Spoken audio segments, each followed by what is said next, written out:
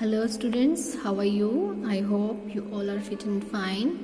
ये स्टूडेंट्स आज हम आपकी बुक आरोह से चैप्टर पढ़ेंगे जिसका नाम है भारत माता और इसको लिखा है जवाहरलाल नेहरू ने।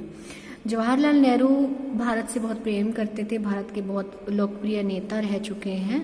उन्होंने इस पाठ में भारत के बारे में बहुत कुछ बताया है। उनके हिसाब से भारत क्या है?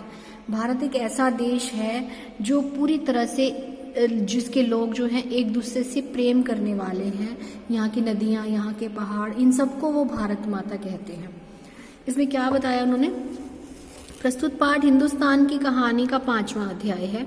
अंग्रेजी से भाषांतर जो है हरिभाऊ उपाध्याय ने किया है। इसमें पंडित नेहरू ने बताया है कि किस तरह देश के कोने कोने में आयोजित जलसों में जाकर वो आम लोगों को बताते थे कि अनेक हिस्सों में बटा होने के बावजूद भी हिंदुस्तान एक है। इस अपार फैलाव के बीच एकता के क्या आधार हैं और क्यों भारत एक देश है जिसके सभी हिस्सों की नियति एक ही तरीके से बनती बिगड़ती है। यही पूरे पाठ की विषय वस्तु है। इसी क्रम में पंडित नेहरू ने भारत माता शब्द पर भी विचार किया है और उनका निष्कर्ष है कि भारत माता की जय का मतलब है यहाँ के करोड़ों करोड़ लोगों की जय। कहने की जरूरत नहीं कि अपने छोटे आकार के बावजूद इस लेख का कथ्य अत्यंत विराट और प्रस्तुतिकरण बहुत पैना है।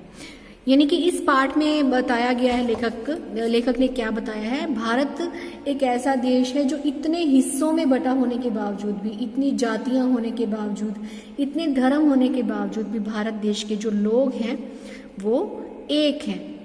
और भारत माता की जय जब लोग बोलते थे, यानी जब भी जो जवाहरलाल नेहरू थे वो अनेक सभाओं में जाते थे, जलसों में जाते थे, तो लोग भारत माता की जय बोलते थे। तो जवाहरलाल नेहरू का प्रश्न होता था कि भारत माता से उनका अर्थ क्या है? उनके लिए भारत माता की जय यानी भारत के लोगों की जय। तो पाठ शुरू करते हैं। अब जवाहरलाल नेहरू क्या कह रहे हैं? अक्सर जब मैं एक जलसे से दूसरे जलसे में जाता होता और इसी तरह चक्कर काटता रहता होता था, तो इन जलसों में मैं अपने सुनने वालों से अपने इस हिंदुस्तान या भारत की चर्चा करता। भारत एक संस्कृत शब्द है और इस जाति के परंपरागत संस्थापक के नाम से निकला हुआ है। मैं शहरों में ऐसा बहुत कम करता क्योंकि वहाँ के सुनने वाले बहुत ज्यादा सियाने थे और उन्हें दूसरे ही किस्म की गिजा की जरूरत थी। गिजा यानी ज्ञान। लेकिन किसानों से जिनका नजरिया महदूद था, यानी जमीन से जुड़ा हुआ था, मैं इस बड़े देश की चर्चा करता जिसकी आजादी के लिए हम लोग कोशिश कर रहे थे और बताता कि किस तरह देश का एक हिस्सा दूसरे से जुदा होते हुए भी हिंदुस्तान एक था। मैं उन मसलों का जिक्र करता, मसले यानी प्रॉब्लम्स, जो इश्यूज होते थे, जो उत्तर से लेकर दक्षिण तक, दक्षिण यानी दक्षिण, और पूरब से लेकर पश्चिम यानी पश्चिम तक किसानों के लिए यकसां थे, एक जैसे थे। और स्वराज्य का जिक्र भी करता जो थोड़े लोगों के लिए नहीं बल्कि सभी के फायदे के लिए हो सकता था। मैं उत्तर पश्चिम में खैबर के दर्रे से लेकर धुर दक्षिण में कन्याकुमारी तक की अपनी यात्रा का हाल बताता और यह कहता कि सभी जगह किसान मुझसे एक से सवाल करते क्योंकि उनकी तकलीफें एक सी थी, यानी गरीबों, कर्जदारों, पूंजीपतियों के शिकंजे, जमींदार, महाजन, कड़े लगान और सूद, पुलिस के जुल्म, और ये सभी बातें गुथी हुई थी उस ढड्ढे के साथ जिसे एक विदेशी सरकार ने हम पर लाद रखा था और इनसे छुटकारा भी सभी को हासिल करना था। अब जब जवाहरलाल नेहरू अलग अलग जगह पर जाते तो उनसे किसान जो मिलते थे, जवाहरलाल नेहरू कहते हैं कि किसानों की सभी जगह किसानों की समस्याएं एक जैसी थी। अब किसानों की समस्याएं तो एक जैसी होंगी ना, कि वो लगान भरते हैं, वो जमीन के लिए अपनी जो फसल बोनी है उसके बीज खरीदने के लिए वो कर्जे लेते हैं, महाजन के टॉर्चर्स, जमींदारों के टॉर्चर्स। तो सभी जगह जो किसानों की समस्याएं थी वो एक जैसी थी। मैंने इस बात की कोशिश की कि सारे हिंदुस्तान के बारे में सोचें और कुछ हद तक इस बड़ी दुनिया के बारे में भी, जिसके हम एक जुज हैं, यानी हम एक छोटा सा हिस्सा हैं। मैं अपनी बातचीत में चीन, स्पेन, अबिसीनिया, मध्य यूरोप, मिस्र और पश्चिमी एशिया में होने वाले कशमकशों का जिक्र भी ले आता। मैं उन्हें सोवियत यूनियन में होने वाली अचरज भरी तब्दीलियों का हाल भी बताता और कहता अमेरिका ने कैसी तरक्की कर ली है। यह काम आसान न था। लेकिन जैसा मैंने समझ रखा था वैसा मुश्किल भी ना था।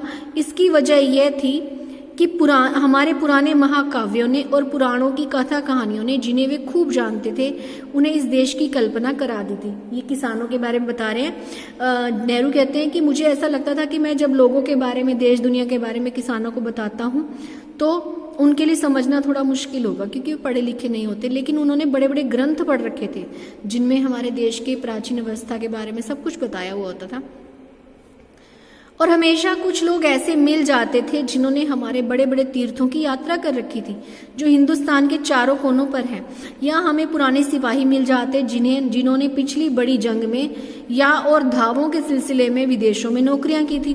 सन 30 के बाद जो आर्थिक मंदी हुई थी, उसकी वजह से दूसरे मुल्कों के बारे में मेरे हवाले उनकी समझ में आ जाते थे। यानी मैं जो भी बातें बताता था उनके बाद सन 30 के बाद जो आर्थिक मंदी पैदा हुई थी, उसकी वजह से दूसरे मुल्कों के बारे में, दूसरे देशों के बारे में वो आराम से समझ जाते थे। क्योंकि जब भी मंदी आती है तो सब जगह एक जैसा हाल होता है, और लोग, जो दूसरे देश के लोग होते हैं, उनको भी इस बात की जानकारी हो जाती है। कभी ऐसा भी होता कि जब मैं किसी जलसे में पहुंचता तो मेरा स्वागत भारत माता की जय इस नारे से जोर के साथ किया जाता। मैं लोगों से अचानक पूछ बैठता कि इस नारे से उनका क्या मतलब है, यह भारत माता कौन है जिसकी वो जय चाहते हैं। मेरे सवाल से उनके कतूहल और ताज्जुब होता, और कुछ जवाब न दे पड़ने पर वे एक दूसरे की तरफ या मेरी तरफ देखने लग जाते। अब कोई पूछेगा कि भारत माता कौन है तो हैरानी होगी ना सबको। मैं सवाल करता ही रहता। आखिर एक हट्टे कट्टे जाट ने, जो अनगिनत पीढ़ियों से किसानी करता आया, जवाब दिया कि भारत माता से उनका मतलब धरती से है। कौन सी धरती?